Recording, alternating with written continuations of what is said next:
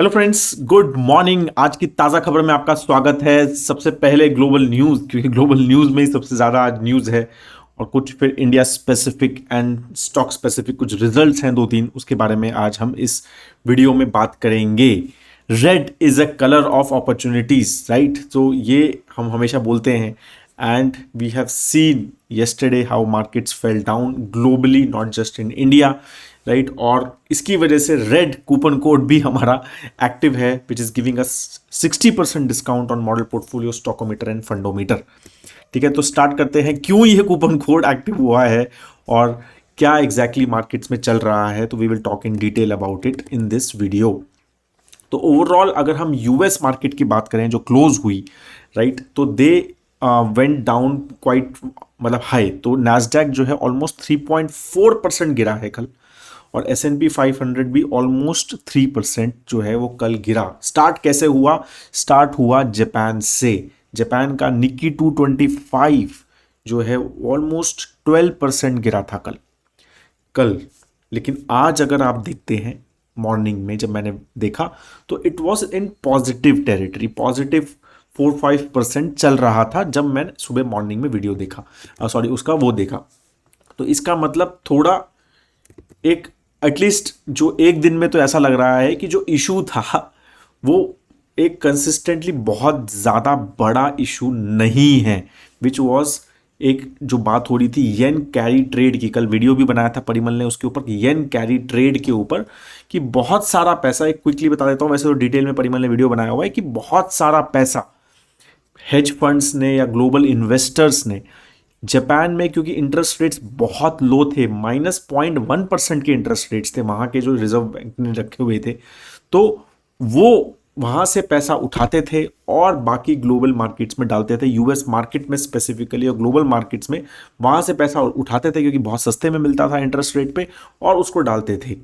But अभी last एक हफ्ते में क्या हुआ है कि वहाँ पर बैंक ने इंटरेस्ट रेट बढ़ाया, और उसकी वजह से वहाँ पर करेंसी भी अप्रिशिएट हुआ। तो करेंसी अप्रिशिएट हो गया और इंटरेस्ट रेट दोनों की एक साथ इम्पैक्ट हुआ। तो अब जो वो उठाना पैसा जो पड़ रहा था वो और महंगा पड़ रहा था, तो बहुत सारे वो ट्रेड्स जो हैं वो कट शॉर्ट किए गए, जो कल ऐसा लगा। और उसकी वजह से निकी जो है वो मतलब 1987 के बाद सबसे ज़्यादा एक दिन में गिरा, और काफ़ी ज़्यादा आई थिंक 2022 के बाद इतना ज़्यादा नैस्डैक 100 और S&P 500 गिरे हैं। ठीक है, और मेजरली जो बिकवाली आई है वो टेक ओरिएंटेड कंपनीज जिसके बहुत ज़्यादा भागी हैं उसमें से आई है, राइट? कंसिस्टेंटली अगर आप देखेंगे तो ऐसा बोला जा रहा है $800 बिलियन, मैग्निफिसेंट सेवन जो कंपनीज बोली जाती हैं, $800 billion almost they lost in just one day, right? तो ये सारी चीज़ें जो हैं कल काफ़ी ज़्यादा एक सेल ऑफ जो है ये सारी चीज़ें हुई हैं specifically triggered by that. But क्या वही अकेला रीज़न था? तो नहीं, वो अकेला रीज़न नहीं था। मिडल ईस्ट कॉन्फ्लिक्ट भी थोड़ी सी फिर से थोड़ी सी एस्केलेट हो रही है, ईरान और इजराइल के बीच में फिर से थोड़ी सी चीज़ें एस्केलेट होती हुई नज़र आ रही हैं, तो वो भी एक रीज़न रहा है, राइट? यूएस के कुछ डेटा पॉइंट्स आए जो लास्ट 1 वीक में आए, जिससे लगा कि भाई क्या यूएस वापस रिसेशन में जा सकता है या जाने की उम्मीद बढ़ रही है क्या वापस। तो उसकी वजह से भी एक थोड़ी सी नेगेटिव सेंटिमेंट्स मार्केट में क्रिएट हुए, और जो ओवरऑल रिजल्ट्स आ रहे हैं, राइट, वो भी इतने अच्छे नहीं आ रहे हैं। और ये सारी चीज़ें जो है, और इंटरेस्ट रेट कट जो एक्सपेक्टेड है वो मार्केट ने ऑलरेडी, मतलब वो हो चुका है मार्केट के प्राइस्ड इन। अब ये लग रहा है कि क्या वो स्लो है because of the in recession का जो रिस्क बढ़ गया है with various data points which came specifically in last 1 week, right? तो ये सारी चीज़ों की वजह से ये रीजंस एक सब बैठे थे, उसमें कुछ एक ट्रिगर मिला जापान की तरफ से, और इसकी वजह से ग्लोबल मार्केट्स, कल इंडियन मार्केट्स भी गिरा। तो ग्लोबल इंडियन मार्केट की बात करेंगे तो ग्लोबल मार्केट्स जो है वो सब के सब इस तरह से जो है कल गिरे, राइट? तो ये सब चीज़ें एक साथ हुई हैं, और लेट्स सी अब आगे जो है कैसे कैसे चीज़ें होती हैं, राइट? निक्की जो है ऑलमोस्ट अगर हम देखें ओवरऑल, अब टॉप से देखें, राइट, तो टॉप से जो जापान का इंडेक्स है ऑलमोस्ट 26% गिर चुका है, राइट? और इसी तरह से अगर हम नैस्डैक देखें तो ऑलमोस्ट 10% गिर चुका है टॉप से, राइट? लेकिन निफ्टी हमारा जो है अभी भी 4% ही डाउन है। तो बेसिकली इम्पैक्ट ऑन इंडिया ये सारे जो ग्लोबल अभी तक जो सिनेरियोज बन रहे हैं और जो ये जापान का येन कैरी ट्रेड है और ये सारी चीज़ों पे impact on India doesn't seem to be very high.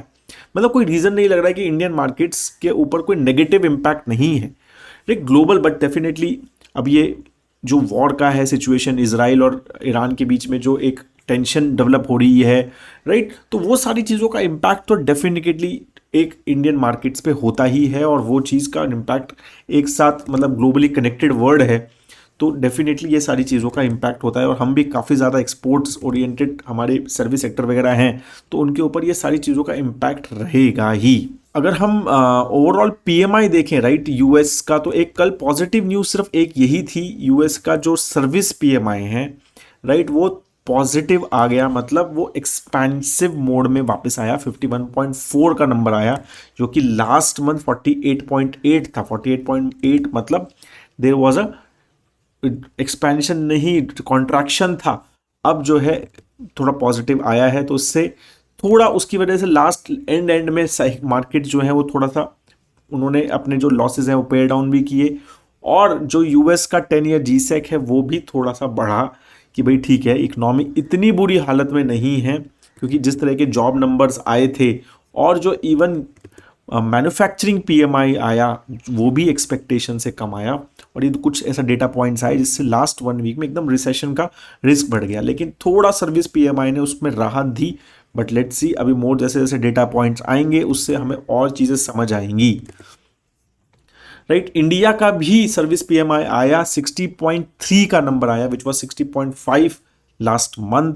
तो इंडिया का एक्सपेंशन बहुत ज़बरदस्त चल रहा है, मतलब 60 का नंबर भी आता है तो हेडलाइंस ऐसे आती हैं कि 4 मंथ्स लो ठीक है, पीएमआई जो है वो आया है, इस तरह की हेडलाइंस आती हैं।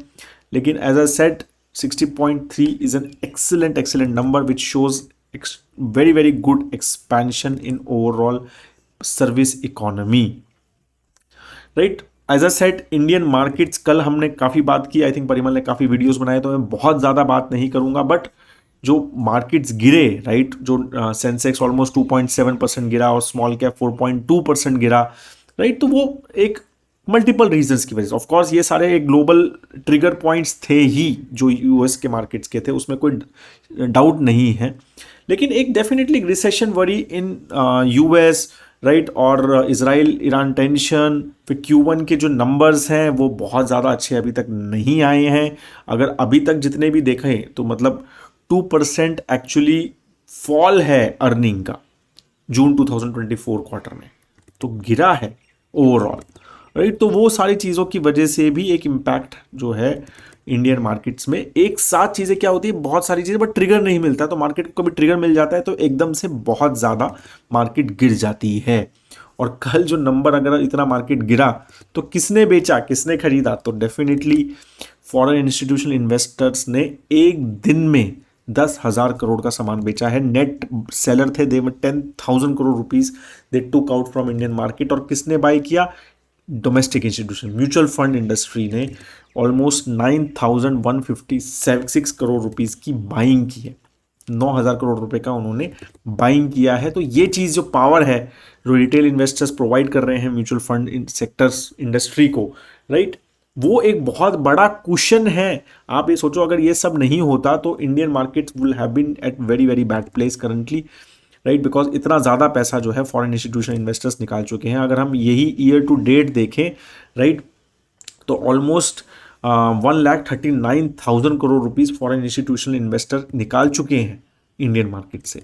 और किसने डाला, domestic institutional investor 2,76,000 crore rupees डाल चुके हैं। और इसकी वजह से ईयर टू डेट जो है इंडियन मार्केट्स अच्छा किया है, राइट। तो ये सारी चीज़ें हमें समझनी है कि ये किस तरह से बेसिकली मार्केट्स चल रही हैं, why there is a huge question, why we don't go down so much because of huge benefits which we are getting of domestic institutional flows, right. और इसकी वजह से बहुत वोलेटिलिटी पे कंट्रोल हो जाता है इंडियन मार्केट्स में।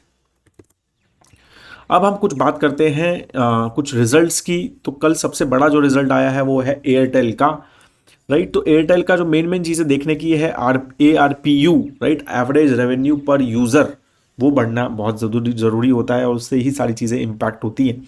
तो वो बढ़ रहा है, वो 211 पे आरपीयू पहुंच गया है, ₹211, राइट। तो एक यूज़र से वो ₹211 कमाते हैं, और वो नंबर था ₹200 लास्ट 1 ईयर पहले, राइट। तो वो ऑलमोस्ट 5% बढ़ा है। अगर हम क्वार्टर ऑन क्वार्टर भी देखें तो 209 था और 211 हुआ है, राइट। तो वही चीज़ एक इंपॉर्टेंट फैक्टर है। अफ्रीकन मार्केट में because of currency devaluation impact, वो अभी ईयर ऑन ईयर उसकी वजह से एक नेगेटिव इम्पैक्ट नजर आ ही रहा है, और उसकी वजह से रेवेन्यू फ्रॉम ऑपरेशन सिर्फ 3% ही नजर आ रहा है, राइट। और profit before tax, profit after tax का अलग नंबर है, क्योंकि एक रिफंड है उसमें, तो वन टाइम एक गेन है। बट अगर हम प्रॉफिट बिफोर टैक्स देखें तो सिर्फ 0.4% ही बढ़ा है, राइट। तो ये सारी चीज़ें रही हैं। Overall as I said, African business जो है ग्रो कर रहा है, कांस्टेंट करेंसी टर्म में 19% ग्रो हुआ है, लेकिन जब हम डिवैल्यूएशन का पर्सपेक्टिव देखते हैं तो काफ़ी डाउन हुआ है। तो वो करेंसी डिवैल्यूएशन जो स्पेसिफिकली आई थिंक नाइजीरिया की हुई है, और उसकी वजह से काफ़ी बड़ा इम्पैक्ट जो है एयरटेल को हुआ है, और वो काफ़ी बड़ा प्लेयर है वहाँ पे, राइट। तो काफ़ी अच्छा रेवेन्यू वहाँ से आता है। Honeywell automation again capex driven, capital goods company driven, right. तो वो सारी चीज़ों का नंबर्स अगर हम देखें तो बहुत नेट प्रॉफिट जो है वो 32% जो है वो बढ़ा है, लेकिन रेवेन्यू जो है वो सिर्फ 3% ही, अगर हम लास्ट ईयर से देखें तो वो बढ़ा है, राइट। एबिटा भी अच्छा खासा बढ़ा है, एबिटा मार्जिन जो है वो बहुत अच्छे एक्सपैंड हुए हैं, राइट। ज़्यादा सेगमेंटल डिटेल्स नहीं पता चली हैं, तो ये नंबर बहुत हाई लेवल पे देखे हैं मैंने। More details we will see and then we will understand.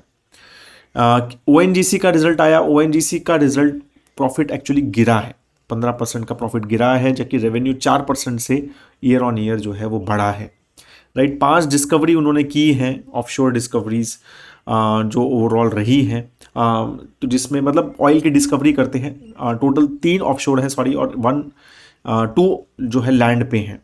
तो वो उन्होंने, वो आपको पता ही है, ओएनजीसी जो है नेचुरल गैस कंपनी है, जो डिस्कवरीज करती है कि कहाँ कहाँ पे नेचुरल गैस अवेलेबल है, और वहाँ से वो निकालते हैं, राइट। टाटा केमिकल्स का रिजल्ट आया, नॉट सो गुड, प्रॉफिट जो है 67% डाउन हुआ, रेवेन्यू भी 10% डाउन हुआ।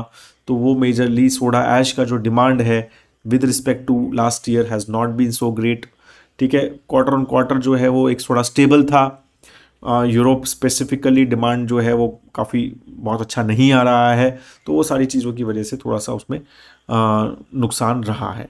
दीपक Nitrite has given very good result, again one of the model portfolio stock as well, 35% net profit growth और 22% का रेवेन्यू ग्रोथ, ठीक है। तो दीपक नाइट्राइट का रिजल्ट, एक केमिकल कंपनी का थोड़ा रिजल्ट अच्छा आया है, तो विच इज़ एक साइकिल वापस मूव हो रही है, तो मोर केमिकल के रिजल्ट्स आएंगे तो we will know more about it, ठीक है। तो क्योंकि chemical sector has not done well, अगर हम लास्ट 1-1.5 साल से देखें, तो वो थोड़ा सा पॉजिटिवनेस अगर वहाँ दिखती है तो that will be quite good on overall these perspective. So ये मेजर न्यूज़ थी।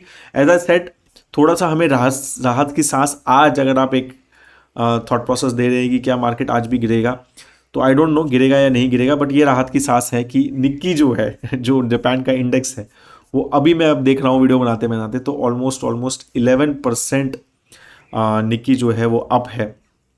तो that gives I think little bit, कल जो था 12% गिरा था, आज 11% अप है। तो दैट गिव्स कि भाई अब इशू जो है वो बहुत ज़्यादा बड़ा क्या नहीं है, वो शायद अब देखेंगे, लेकिन आगे और थोड़ा सा देखते हैं। बट इश्यूज तो ग्लोबली हैं ही, और वो हमेशा रहते हैं, तो वो सब चीज़ें हमें समझनी है। मार्केट्स और इंडियन मार्केट्स के भी रिजल्ट, जैसे मैंने बोला, वो बहुत अच्छे Q1 में नहीं आए हैं, तो वो भी एक इम्पैक्ट जो है वो थोड़ा सा रहने ही वाला है, और रिजल्ट ओरिएंटेड थोड़े से रिजल्ट्स हमारे ओवरऑल मार्केट पे इम्पैक्ट करने ही वाला है। नॉलेज सेक्शन एज सच मैंने नहीं रखा था, बट एक बहुत इंटरेस्टिंग मैंने मनी कंट्रोल पे आर्टिकल पढ़ा था, और उसकी कुछ चीज़ें मैं लेना चाहता था, बिकॉज मार्केट फॉल जो हुआ कल, काफ़ी सारे लोगों का क्वेश्चन आया, क्या ये इंडिया स्टोरी को डीरेल कर सकता है, इस तरह का मार्केट चाल। तो अगेन डजेंट इम्पैक्ट डायरेक्टली, जो इशू एटलीस्ट जो है वो डायरेक्टली तो कुछ भी इम्पैक्ट इंडिया के ऊपर नहीं करता है। हम बहुत ही डोमेस्टिक ड्रिवन मार्केट है। ग्लोबली हमारा जो रेवेन्यू आता है, या जो ओवरऑल हमारा जो एक्सपोर्ट का जो शेयर है, वो बहुत ज़्यादा नहीं है जीडीपी में, राइट। तो वो सारी चीज़ें, हम बहुत ही डोमेस्टिक ओरिएंटेड मार्केट है, तो इसकी वजह से डेफिनेटली ग्लोबल इम्पैक्ट तो रहता ही है, ऐसा नहीं है ग्लोबल इम्पैक्ट नहीं रहेगा, क्योंकि वहाँ की पॉलिसीज़, वहाँ की इंटरेस्ट रेट्स, वहाँ के जो करेंसी हमारी जो है, वो सारी चीज़ों का इम्पैक्ट इंपोर्ट्स पे, एक्सपोर्ट्स पे, सब चीज़ों का इम्पैक्ट तो रहता ही है, उसका कोई वो नहीं है। लेकिन क्या ये एक लॉन्ग टर्म इम्पैक्ट है, क्या ये जैसे बोलो डीरेल ग्रोथ स्टोरी है, वो नहीं है, right. Should we buy this dip, right, तो क्या हमें डिप बाय करना चाहिए? Again markets are at good valuations, Indian markets are at very good valuation, तो ये कोई बहुत बड़ा डिप नहीं है। अगर हम ओवरऑल हमारी ग्रोथ देखें last even in this year also, जिस तरह से मार्केट भागा है, राइट, तो ऐसा कुछ नहीं है कि ये बहुत बड़ा डिप है। तो आई थिंक लाइक वो जैसे इसमें लिखा हुआ है, it is definitely not the time to panic and sell, ठीक है। तो बाकी अपनी एस आई पीज वगैरह जो रेगुलर आपकी इन्वेस्टमेंट हो रही हैं वो आप करते रहिए, राइट। तो should we stop our S I Ps? Definitely not, ठीक है। अगर आप 5-7 ईयर्स प्लस का होराइजन है आपका इन्वेस्टमेंट होराइजन, तो बिल्कुल भी आप ये चीज़ नहीं सोचें कि क्या ये मार्केट इतना गिरा है तो मैं एस आई पी रोकूँ, तो बिल्कुल भी नहीं। Should I increase my S I P? तो बिल्कुल, अगर आप इंक्रीज कर सकते हैं तो इंक्रीज करनी ही चाहिए, राइट। तो उसमें कुछ डाउट नहीं है। आप अपनी सेविंग्स जो है अपनी मैक्सिमाइज करने की कोशिश कीजिए कि उसको हम लॉन्ग टर्म इन्वेस्टमेंट अगर कर सकते हैं तो बिल्कुल करने की कोशिश कीजिए। उसके वजह से ये सब ट्रिगर पॉइंट्स को मत सोचिए कि ये गिरेगी तो मैं एस आई पी इंक्रीज करूँगा, तो वैसा बिल्कुल भी मत सोचिए। अगर आप 5-7 ईयर्स का होराइजन प्लस है तो बहुत ज़्यादा आपको ये सब बेनिफिट्स अगर आप ये देखेंगे 2% हेयर एंड देयर के, तो जब लॉन्ग टर्म में हम देखते हैं तो बहुत ज़्यादा उसका इम्पैक्ट नहीं मिलेगा। तो बिल्कुल अगर आप इंक्रीज कर सकते हैं तो बिल्कुल कीजिए। और ये सब ट्रिगर पॉइंट्स आपको सोचते हैं कि हाँ मुझे करना चाहिए, तो बिल्कुल करो, तो एटलीस्ट इसकी वजह से कर तो रहे हो, राइट। बट वही horizon should be more than 5-7 years, तो that should be your thought process, right. क्या हमें डिफेंसिव स्टॉक्स खरीद लेने चाहिए, लाइक एफएमसीजी वगैरह के स्टॉक्स खरीदना चाहिए, राइट, क्योंकि वो इस ऐसी मार्केट्स में एटलीस्ट स्टेबल रहते हैं या बढ़ते हैं, तो क्या वो खरीदना चाहिए? तो again overall results company specific और रिजल्ट्स के हिसाब से ही देखना चाहिए। उनकी वैल्यूएशन अभी भी कोई सस्ते नहीं है एफएमसीजी स्टॉक्स, राइट। वो यही है कि एक स्टेबिलिटी प्रोवाइड करते हैं, क्योंकि एक बैड मार्केट्स में इकोनॉमिक कुछ अगर क्राइसिस वगैरह होता है ग्लोबली वगैरह सब चीज़ों में, तो आपको पता है यार एफएमसीजी की लोग तो सामान खरीदेंगे ही, साबुन तो खरीदेंगे ही, तेल तो खरीदेंगे ही, तो ये एक्सपेक्टेशन से लगता है कि यार ये एक सेक्टर ऐसा है जो स्टेबल है, इन सब चीज़ों का उस पर इम्पैक्ट नहीं होता है, तो थोड़ा सा उसमें ऑप्टिमिज्म आ जाती है। But again that sector is still not, जिस हिसाब से उसकी अर्निंग ग्रोथ हो रही है या एक्सपेक्टेड है, तो उसकी वैल्यूएशंस क्या सस्ते हैं? तो बिल्कुल भी सस्ते नहीं हैं, राइट।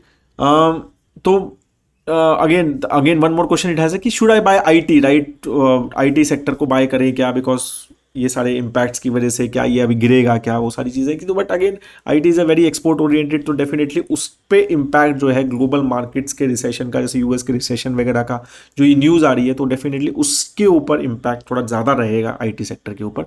तो वहाँ पे वोलेटिलिटी थोड़ी बहुत ज़्यादा देख सकते हैं, but it's a very very stable, very good sector to have, very strong cash reserves रहते हैं, उनके रिटर्न रेशियो बहुत अच्छे रहते हैं, मैनेजमेंट क्वालिटी अच्छी रहती है, राइट। टिपिकली ये सब कंपनीज क्या कहते हैं, काफ़ी अच्छे खासे मार्जिन्स पे काम करते हैं, तो वो सब चीज़ें बहुत अच्छी होती हैं, ठीक है। लॉन्ग टर्म में एक कंजर्वेटिव टू मॉडरेट इन्वेस्टर के लिए काफ़ी अच्छा सेक्टर है, राइट। और ये थोड़ा बहुत उसका इम्पैक्ट जो है global economies, because export oriented है, तो वो ज़्यादा इम्पैक्ट रहता है। ये that is what I wanted to talk in the knowledge section. कुछ अच्छा मेरा, और ये सारे मार्केट्स के ऊपर क्वेश्चंस आते हैं दिमाग में लोगों के, तो I thought I will talk about it.